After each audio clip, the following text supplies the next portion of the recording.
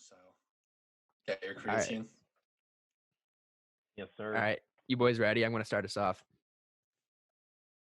What is up, guys? Welcome to the third episode of Real Talk. I'm Tommy. With me today, as always, we have Gavin. And joining us today, a very special guest, Patrick Kelley, a.k.a. Little Blimp, a.k.a. Teenage Coronavirus Survivor. This man can do it all. Welcome, boys. Thank you for having me. Thank you for being here, Kels. Now, I'm going to be honest with you. I prepared no questions. So we're just gonna go right into this, okay? Kels. Also going to be honest. Right. What's up, Muns? Any questions? Did not prepare any I questions. did more prep than you guys. Did you? Thank you. Appreciate it, baby. So, Kels, I think what I really want to know is, when did you first realize that you think you had coronavirus? What was your first symptom? All right. So we're going back a month and a half. This was like March 12th, 2020.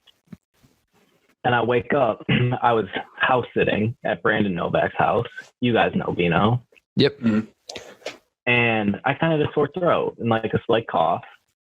And I was like, oh, it's normal. I'm sleeping with a dog in my lap, so maybe like it's allergies or something. And then for 3 days, it just kept getting worse. And that's right when Corona started to get serious. And I'm telling my mom, and she's like, oh, take your temperature, all this. And I'm like, oh, well, I don't have Corona, right? Like, I'm 19. So I take my temperature. And it was up there a little bit, right around 100, not too high. And then Did my you mom do rectal or oral temperature check? right up there, as far as it could get. No, I did touched that prostate. So then my fever was a little high, and my mom goes, all right, you're coming home. I was supposed to house sit there for like the rest of the week. She's like, you're coming home. So I came home, and she goes, we're locking you in your room. My parents are older than some people. So they were like, we're not risking it. You're getting locked up. We'll bring you your meals, all that stuff. So at first I was like, oh, this is dope. I just sit in my bed, got my PlayStation. Everyone's bringing me food whenever I want. But then about a week into it, I couldn't breathe.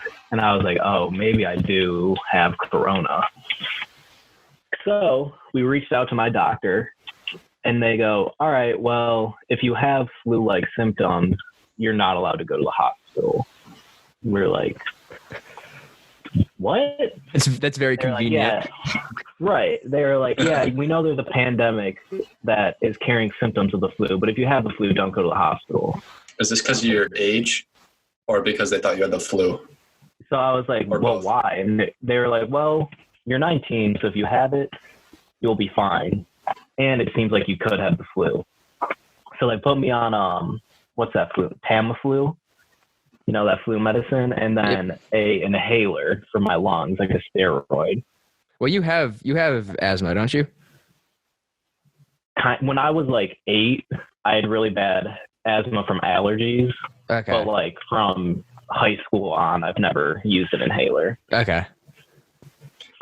So you don't feel like you could have been extra susceptible, being that it hits harder with people with autoimmune disorders and all that? Do you think that could have been an issue? Well, I do technically have a immune deficiency where I get a lot of sinus infections, but they didn't think that had anything to do with it. So no, I didn't expect that I had Corona or that I was highly susceptible or anything.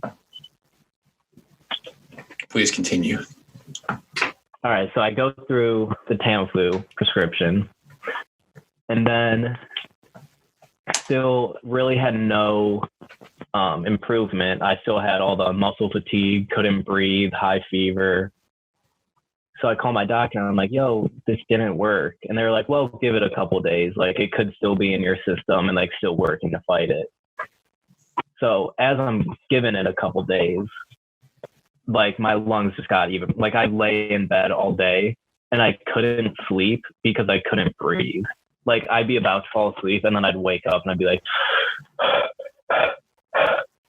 just trying to get air in my lungs. Yeah. So then I go to the ER and I'm walking up. Well, I call beforehand because I'm like, hey, we can go to the emergency room, right? Like if I can't breathe. And they're like, yeah, like they'll probably COVID screen you. Just go in. And when you walk up to the door, they'll give you a mask and like show you where to go.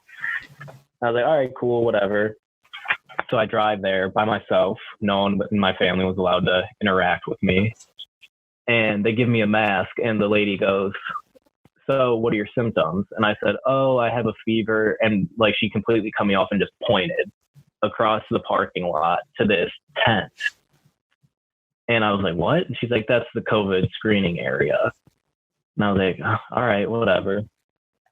And remember, my lungs are fucked up. I can't walk. It's pouring rain and I got to walk halfway across this parking lot. Do they even let you in the building? No. Really? They said you have to get screened before you get admitted. So I go sit down and thankfully no one else was in there because there were like 8 chairs in the waiting room and they were all right on top of each other. Like if there's another person who potentially has corona and I don't have it, but I have to get screened, I'm definitely catching it from them in that waiting room. Like without a doubt. But yeah, thankfully there was no one else in there. And the guy before me is just getting like pricked and prodded and he's getting all his vitals taken. He's getting all these questions asked to him.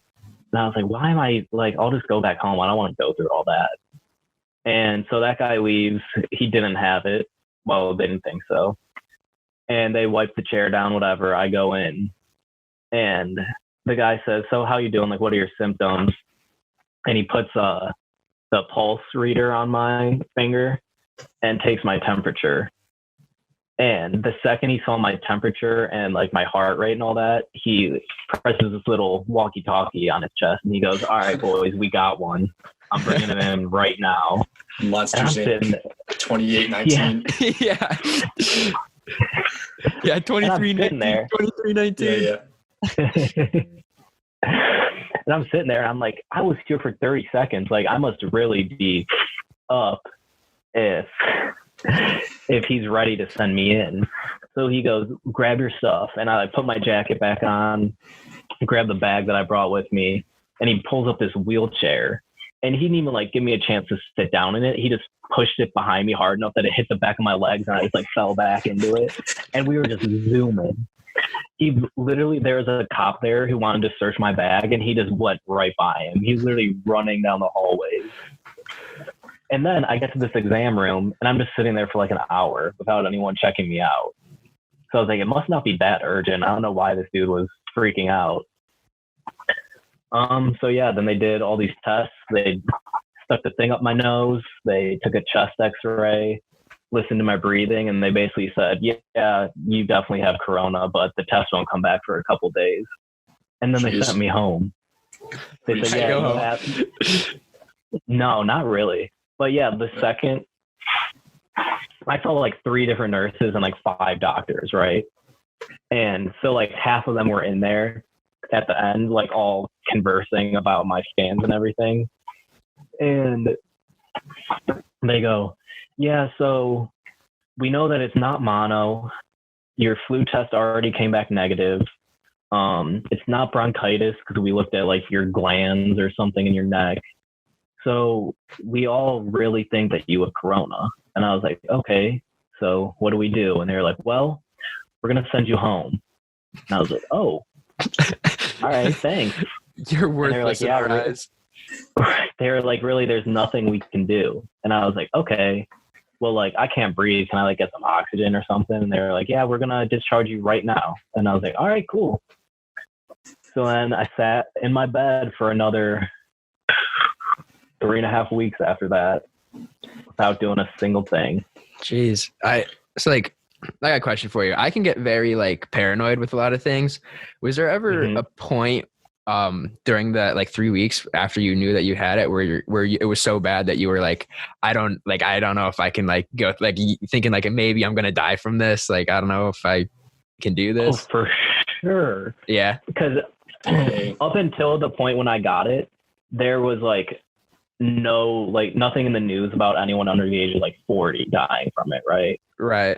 Mhm. And then the day I went to the emergency room, I read this huge article about this like 22-year-old who was like a CrossFit, like in shape person in New York who died from it. Yeah, that's pretty scary, actually. Like, I just think it is kind of crazy. Like, I see like all these, I check Snapchat and Instagram and stuff, and there's all these people like hanging out with their friends like right now, and it's like, it's like, dude, like, we kind of gotta.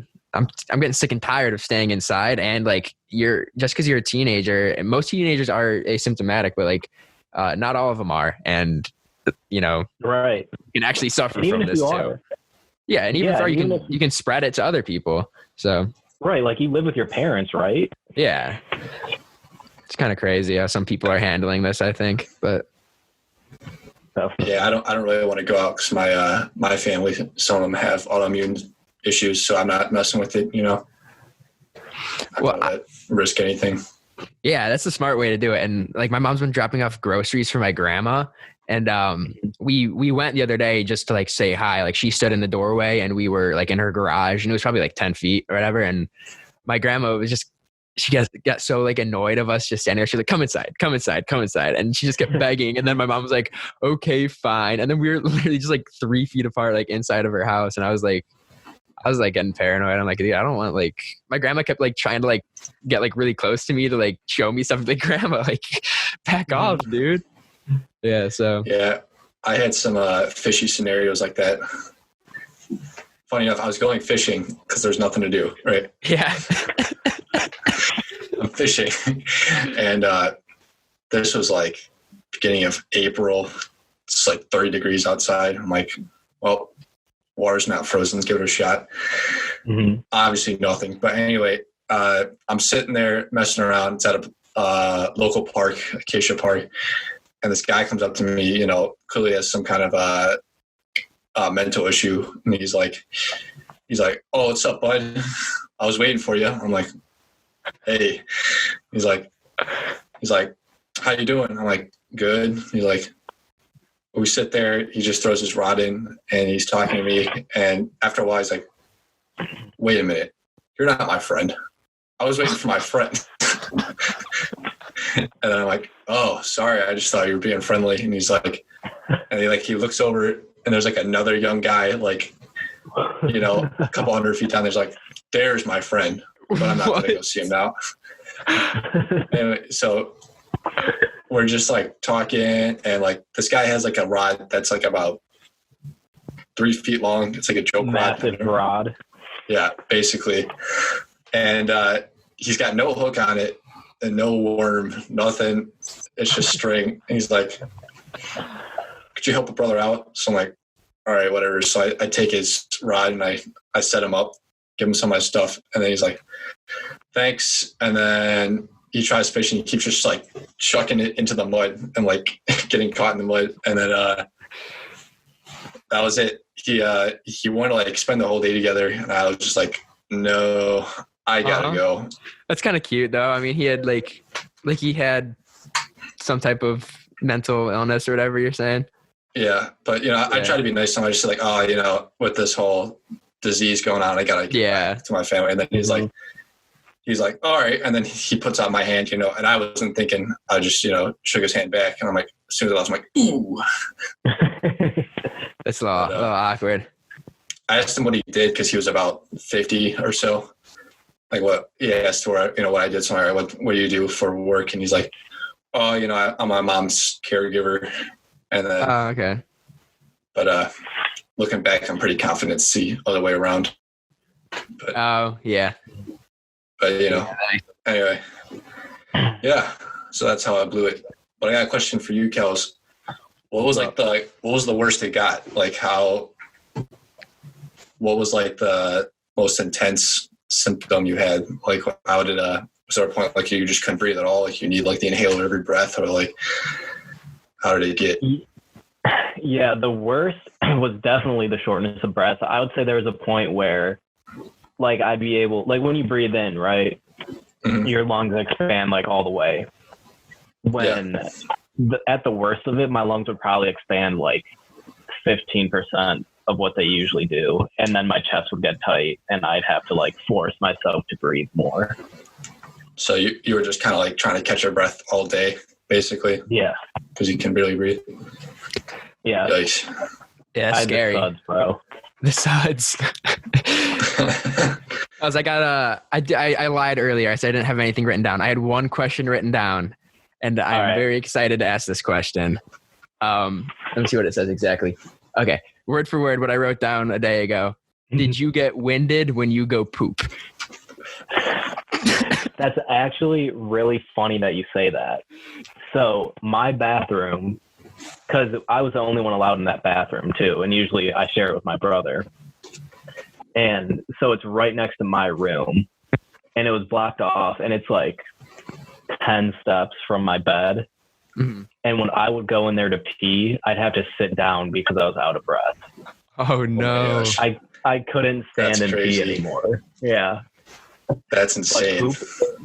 Pooping, I mean, it took some energy, yeah. But sometimes I'm fighting for my life, and I don't have any diseases, so. I guess I'd have to say, yeah, I was out of breath. Yeah, wow. I'd imagine. Did you sweat at all? Did I sweat? Yeah. When it first started to get bad, I had like the chills and then the sweats occasionally. Yeah. But not bad or anything, no. So you weren't like sweating, shaking on the toilet every time? No. That'd be awful. Those are crazy. You must not. All right. Go ahead, Muns. You can keep going. I was just gonna say you probably didn't get to go downstairs like at all. No, I didn't. I literally was only in my bed or walking to the bathroom for a month and a half. So you couldn't see Molly at all? Not at all. Well, towards the end, when my lungs got better, I would occasionally like put on a mask, put on gloves, and then someone in my family would open the door for me, and I'd go and just like drive around for like 30 minutes and get fresh air. Yeah. But yeah, that was only probably the last 5 days or so. Damn. So was it like prison? What do they call that? Isolation? What are they doing in prison? Yeah, solitary confinement. Oh yeah. Did your family? They wouldn't even come in your room. They just slide the food on the door.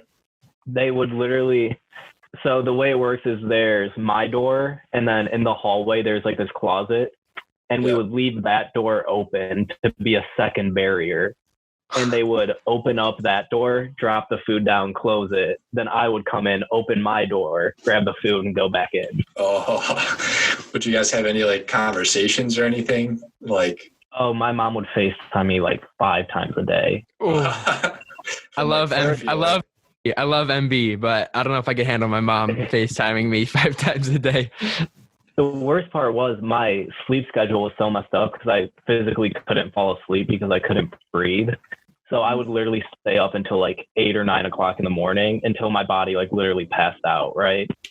And then my mom is working from home, so she'd wake up at 8 or whatever for work, and she'd call me at like 10 o'clock, and I'd be like, Mom, I haven't even fallen asleep yet. Like, I can't talk to you right now. Oh, man. There was one point I went like 78 hours and probably only slept like 3 of them.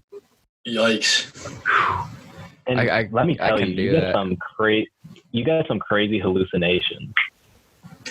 Oh, for real? What was something? What was something you? Yeah, let's hear it. And describe it with today's word of the day. Hallelujah. Hallelujah. I don't know how I can incorporate that, but so, I don't know what it's called, but like the type of paint when like a wall is painted, but you can like see the strokes kind of. Mm-hmm. Mm. So in my room, it's like that. And right over my bed, there's a slant. So like I'm kind of close to the ceiling, but like not too close. So when I was trying to fall asleep, I'd just be laying up staring at these. And I felt like I was on acid or something because like they were moving, like swirling in the way that the strokes were going. And not even just like that'll happen to me some normal nights when I'm tired, but like they were moving from one side of the wall to the other. Yeah. Or like I'd fall asleep for maybe an hour and wake up, and in that hour I had like the most realistic dream. and it would be like I would send a text to someone or something, and I'd go through my phone expecting a response from them. And then I get tripped out because I'd be like, did that really happen, or was that in one of the dreams I had? Oh, dude, that's crazy. Would you go through and see you never sent anything? Yeah, and I'd go through and like I'd have no messages, and I'd be like, wait, what? That's and like crazy. it would be a whole conversation that I thought happened.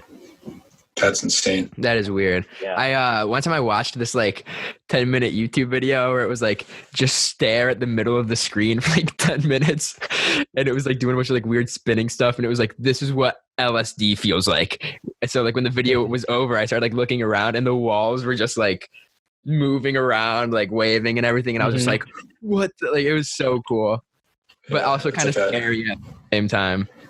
Yeah, like some kind of like optical illusion type. Yeah, messing with your vision. So what was your favorite thing to eat? To eat? Did you have something that went down easy that you liked? Yeah, because for a while I didn't really have an appetite, because obviously I'm just laying in bed. I'm not like burning any calories. Yeah. I don't know. I had a lot of Jello. Really? Yeah. I don't know goldfish, but I always love goldfish. Goldfish they smack at any moment, dude. At any moment. How did you feel about dairy products? Because I feel like when I drink too much dairy, like I feel like it's like clogs up my lungs a little bit. You know, like it's almost like stuck in my throat. You know what I'm talking about? Yeah. Like you get phlegm buildup. Yeah. I usually drink like a good amount of milk. Yeah. And I did not have a single drop the entire time I was in there. How was go ahead. Another drop? Because, go ahead. Let's say, have you had another drop yet? Oh, for sure. Came down, chugged a gallon. Did it give you the skitters? No, I was good. But the main reason I didn't actually is because all of the dishes and stuff that I would touch, I had to keep in my room. Like, I couldn't even let them take it to go wash them. So were you using like paper dishes after a while? Yeah, I was using mostly paper products, and they would bring me up like bottles that I could just recycle.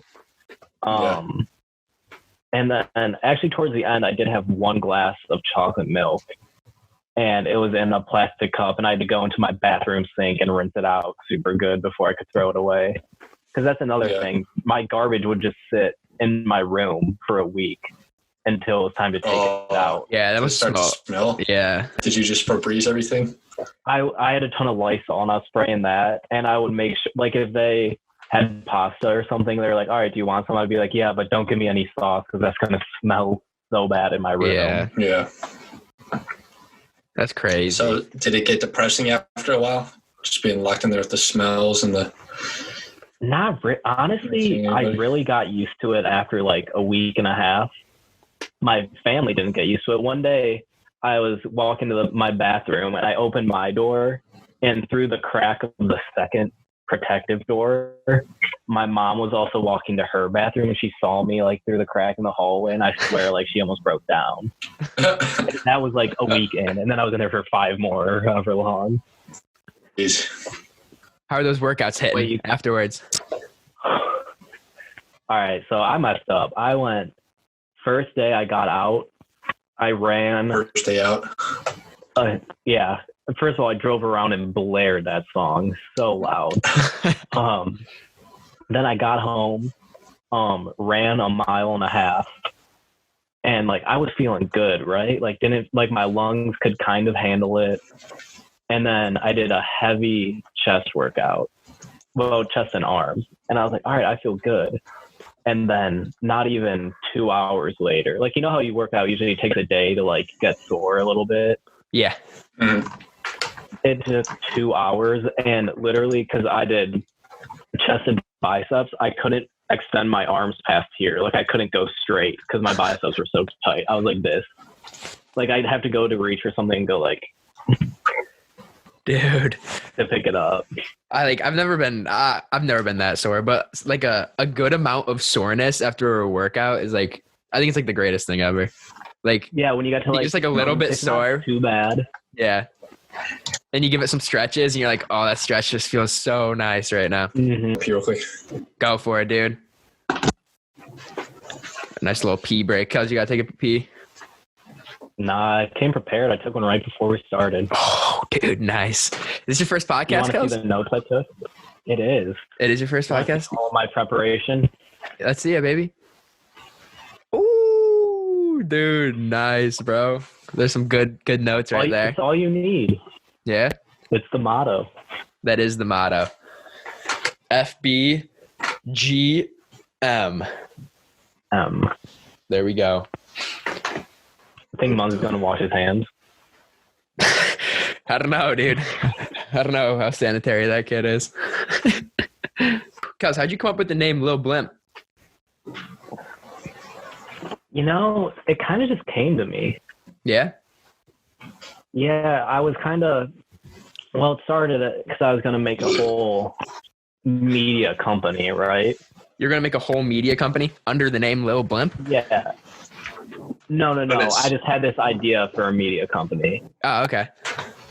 And then, so I searched up like free, like copyright free logos.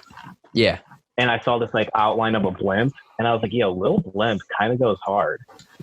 Little Blimp. But I think I might release it under just Blimp. I'm not sure yet. Blimp is kind of cool. And and it'd be different because I feel like everyone does Lil, you know? Yeah, right. Blimp, just So straight up maybe just Blimp. And because I made t-shirts and it looked better when I did Blimp Yeah. compared to Little Blimp. So But, I guess I could have my name be Little Blimp and also sell shirts that say Blimp. That's true.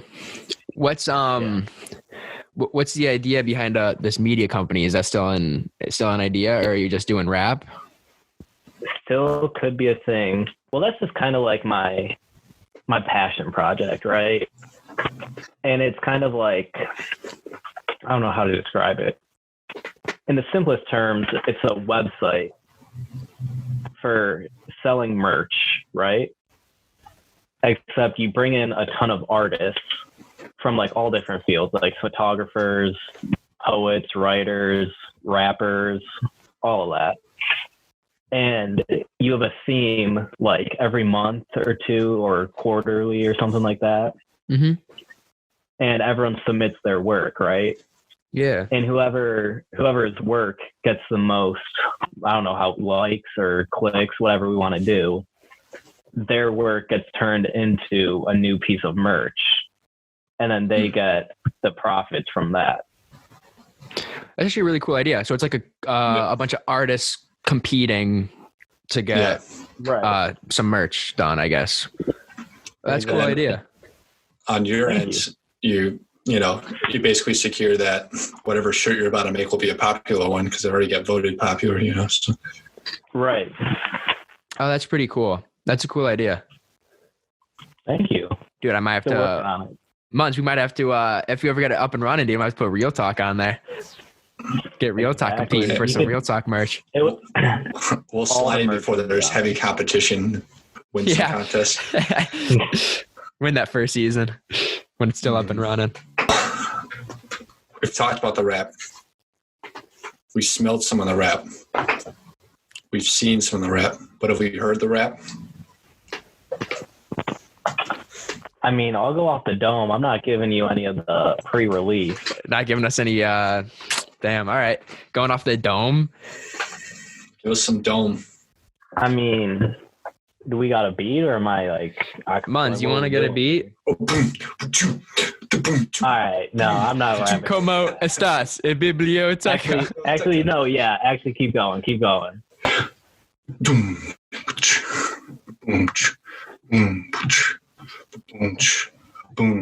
in the stew, podcasting with the goon. I've been making moves, taking class via Zoom. A tape's dropping soon, and there's nothing you can do to stop me. Calling up your mom, have her top me. Sloppy, crappy, clean it up, moppy.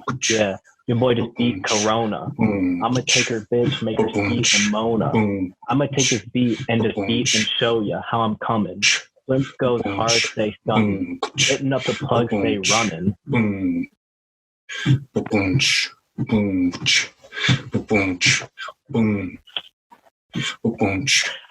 I got my mask on because I'm opposite of Future. I've been passed on by labels and producers. I've been at the table, no lanes or losers. Tells her little blimp, gotta switch the user.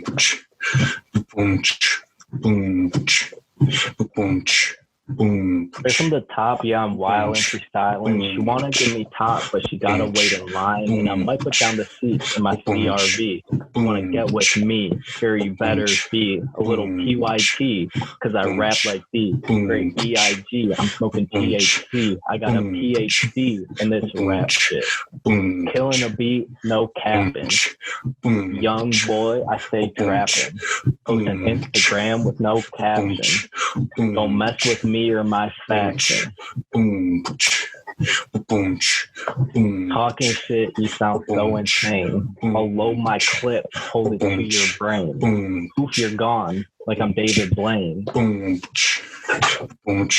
Now listen close to the shit I'm saying, cause I got some dogs who go Super Saiyan. Alright, I'm out. Sick rap. Muns, that was legit. The mask off. The mask, dude, I love that. I love how you put the mask on, dude. That was badass. Because I was looking around, I was like, what am I about to rap about? And I saw the mask and I was like, oh. Dude, you just got that mask on hand, dude. I got a mask right here. My grandma made it for me. Look at this, dude. Really? Ooh, that's kind of baby. Dude, is that Louis my V grandma fabric? Yeah, dude, a little Louis Vuitton right here. Mm-hmm. My grandma, it was her birthday yesterday, so all of us went over, and like most of us are wearing masks, but like we still tried to keep our distance. Well, I was in the car because I had it, so I wasn't like allowed to go up to her. But she was making her own mask, and everyone's like, "Oh, like that's so sweet! Like she really has nothing to do."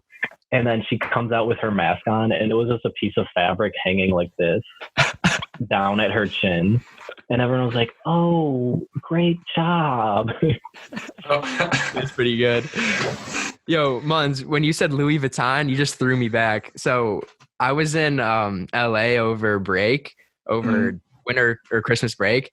And me and my friends, we went to Rodeo Drive, which is like all these like, it's in Beverly Hills, and it's like all these like super high class stores like Louis Vuitton and I don't know, I'm blanking on the names, but anyway, Gucci. Gucci was there. Yeah. So I went to, we went into Ralph, I always say Ralph Lauren. If you call it that there, then you're an idiot. It's Ralph Lauren. So I went in there and I was wearing, khaki shorts with like blue khaki shorts with like a I think my Sublime t-shirt or something.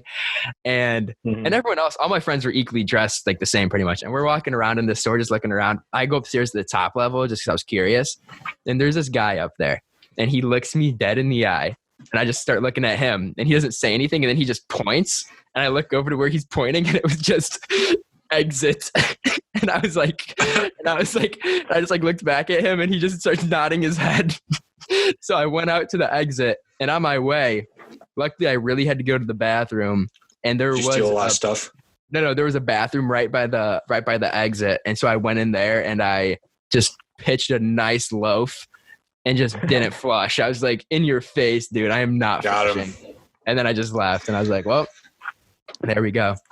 Dude, that reminds me of I was looking for a present for my GF during Christmas time. So I just went to the mall and just looked around, whatever, you know, and I see the Coach store, which, you know, a Coach purse is pretty nice.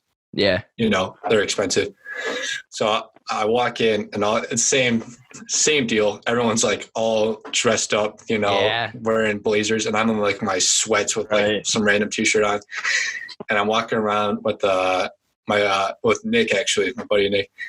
We all know Nick, but anyway, we're walking around and we're just like, we're saying like dumb outfits. And they're like, yeah.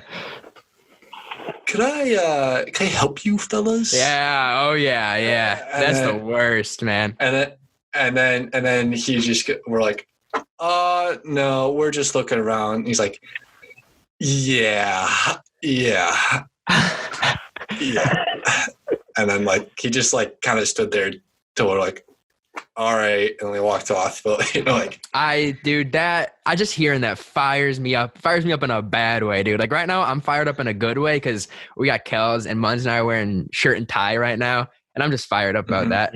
But when I hear stories like that, Munz, I get fired up in like a way that's like, like, why are you doing that? Like, why are you so freaking cool that I'm not allowed in your store because I'm wearing sweats? Maybe I didn't have time to put on a nice outfit to go shopping. I'm shopping. I don't want to dress up all nice, okay? like Right. low-key, if I'm you saw shopping like so I can.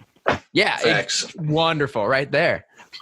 Damn, Cal. or like if you saw like Bill Gates walking into your store wearing some like random short sleeve dress shirt, and you're like, oh, who's this clown? You can't afford this. Get out. Yeah, And Bill Gates get is out. like, Bill Gates like, I own the store now. You're fired. It's fine. He buys that instantly. Yeah. Yeah, I don't appreciate that, Judge man. a book by its cover. That's a lesson often shared in today's lesson of the day. Oh, Today's April 24th in world history. That brings us to quite a common story. See, today, something interesting happened. Trying to find a short one. Cut this part out. Okay. I was gonna say he's definitely just Googling it as he makes up. So today, April 24th, 500 BC, a certain cock eagle taught us something about wealth and the appearance of wealth. Once there were two cocks living in the same farmyard who could not bear the sight of each other. Take the analogy of the rich and the poor here. At last one day, they flew up to fight it out. Beak and claw. Taxes. They fought until one of them was beaten and crawled off to the corn to hide. The poor. The cock that had won the battle flew to the top of the hen house, the U.S. government, and proudly flapping his wings, crowed with all his might to tell the world about his victory. I don't know, something. Anyway. But then an eagle, Russia, circling overhead, heard the boasting chanticleer and swooping down, carried him off. His rival saw the deed and coming out of the corner, took his place as a master of the farmyard. That's why you can't throw me out of the car when I'm in my sweats and my Beavis and Butthead t-shirt, all right? I could have bought the whole store, but you threw me out. I got eaten by an eagle. Hallelujah, Munz. Hallelujah. Hallelujah. Hallelujah. Yeah, so that was on this day in 500 BC.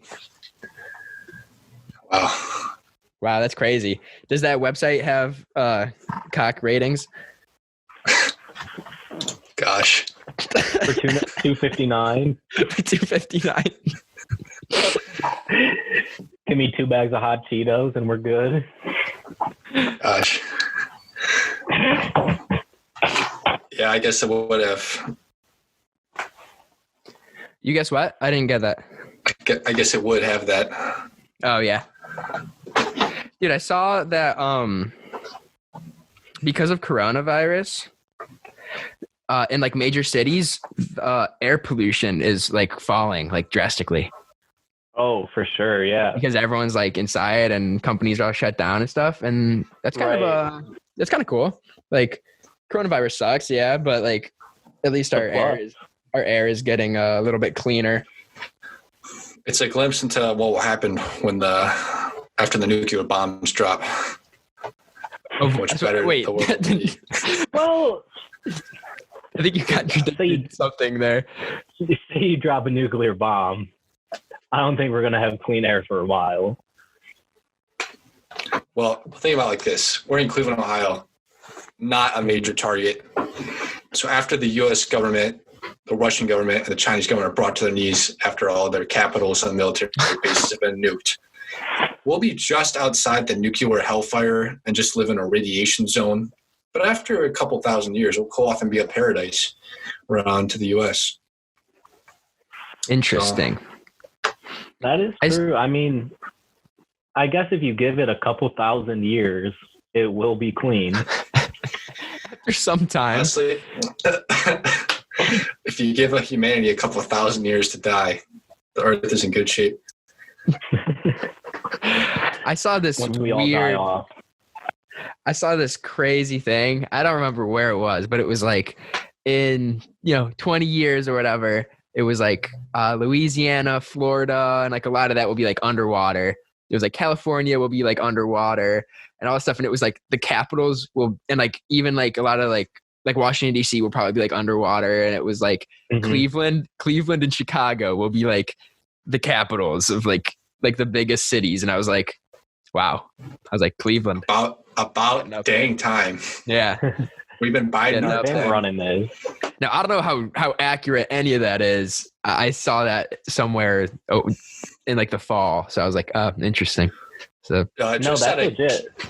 That's legit. I just did a whole project on climate change and how it's going to affect us. And yeah, that's legit. I mean, maybe not to the extent that they're saying, but yeah. Like the coastal areas are definitely going to be underwater in a couple years. Well, not a couple decades if we don't do anything. Interesting. So just out of curiosity, why would like Columbus or something not be the capital?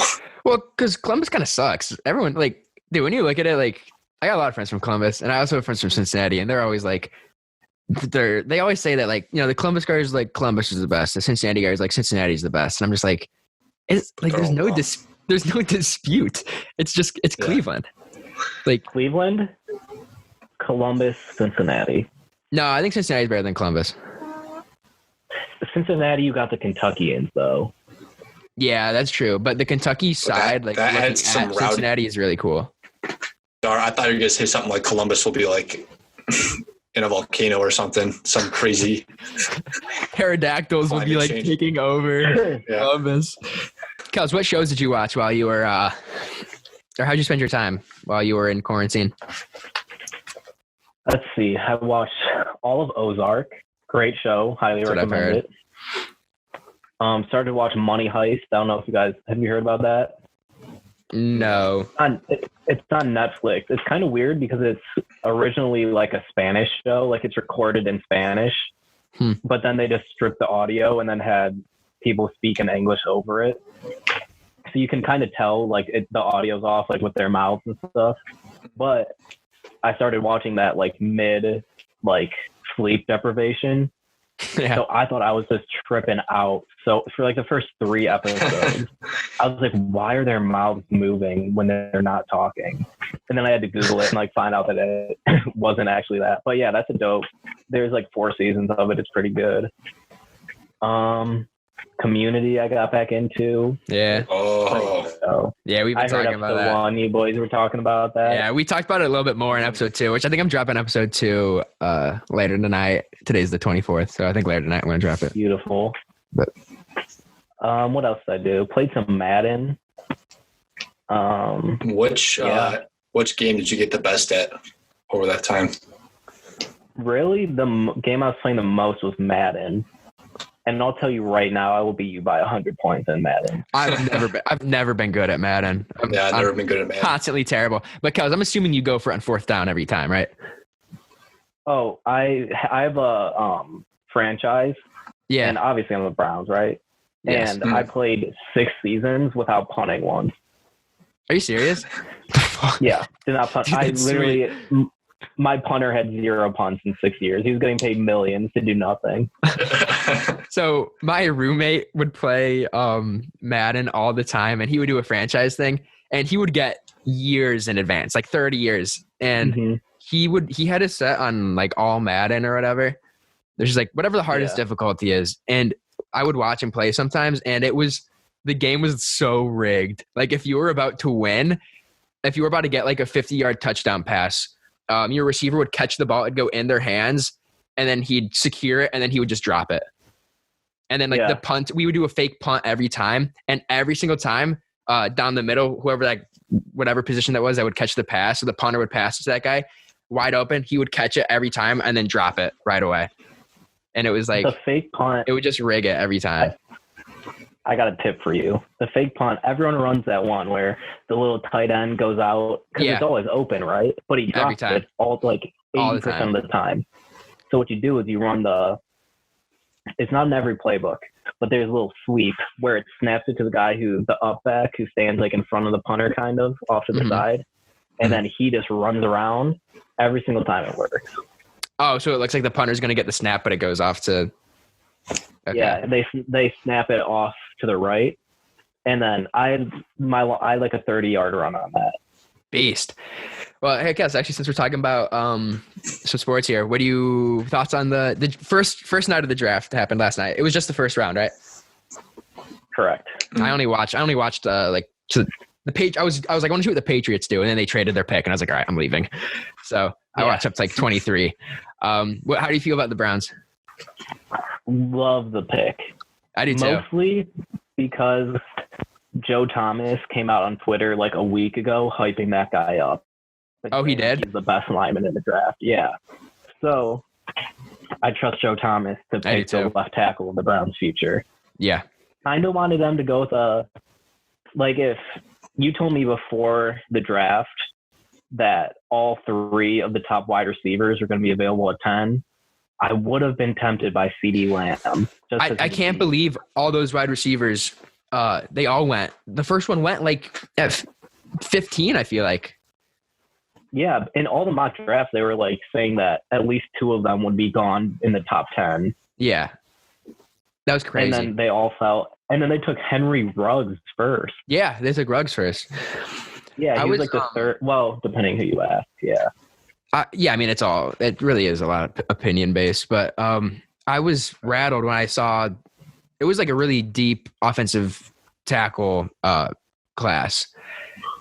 And so many big boys. And I can't believe I was actually expecting the Browns, since there were so many, I was expecting the Browns to trade down. Like, and some of those guys would still be available. And then I don't know the guy's name, whoever went a few rounds after us, he was an offensive tackle, and he was enormous. And there's a video of him jumping out of a pool. And I was like, why didn't we take this guy? Like, this guy was a hoss, like 3 feet of water, and he jumps out of it and lands it like on the outside of the pool. And I was like, this is. I can't think of which guy that was, but I'm gonna list off a couple names. You tell me which one, okay?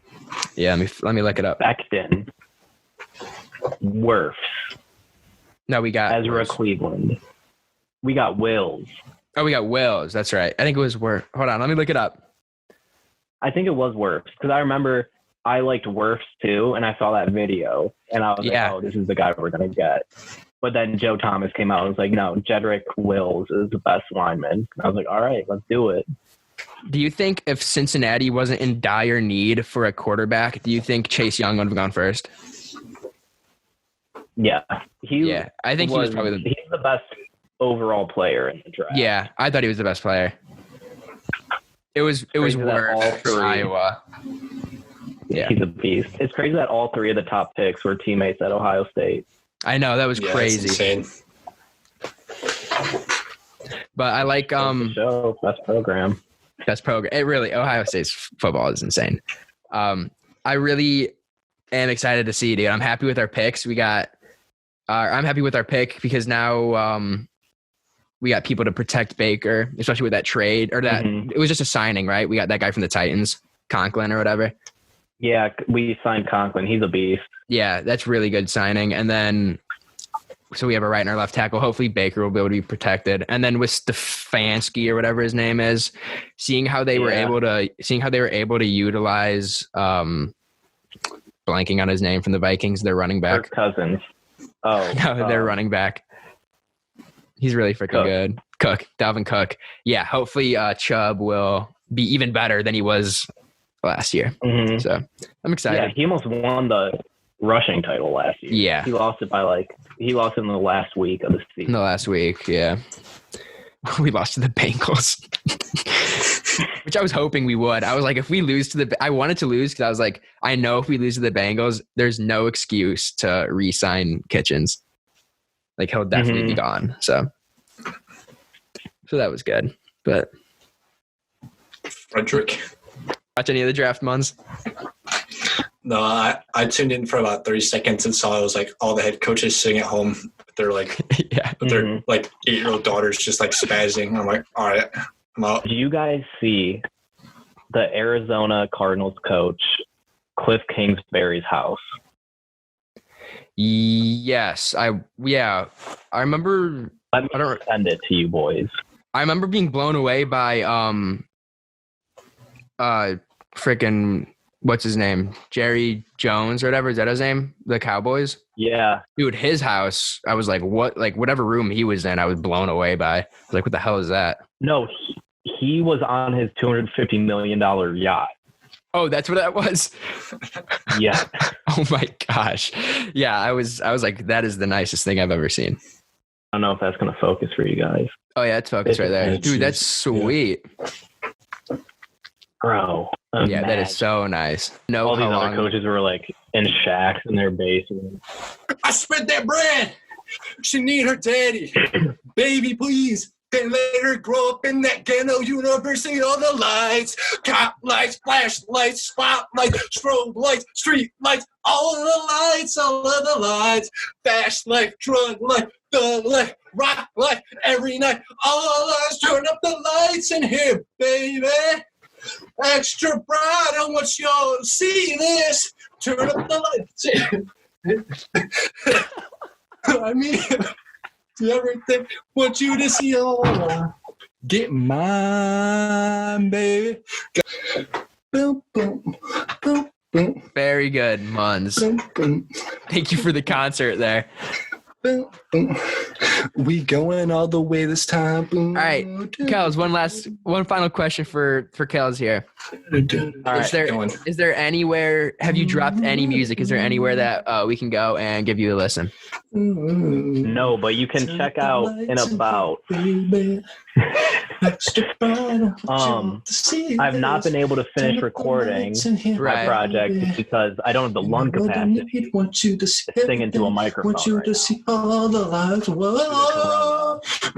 However, pretty soon you'll see it on all my socials. Okay. Hey, Buns, wait 1 second. Do the outro. All I can say is Kels, real loud for everyone. Yeah. What are your socials so we can eventually find that? Wait, I don't know my little blimp socials. Well, I'll find it and I'll put it in the description. All right. I tried to tell you. All right, that is all we got for episode 3 of Real Talk. Thank you, Kels, for coming in and talking with us. Thank you for having me, boys. Had a great time. Gavin, anything else to say? No, Kels, thanks for coming. Appreciate it. All right. Hey, high five. Thanks for tuning in to Real Talk. High five. Three-way high five. Three-way high five.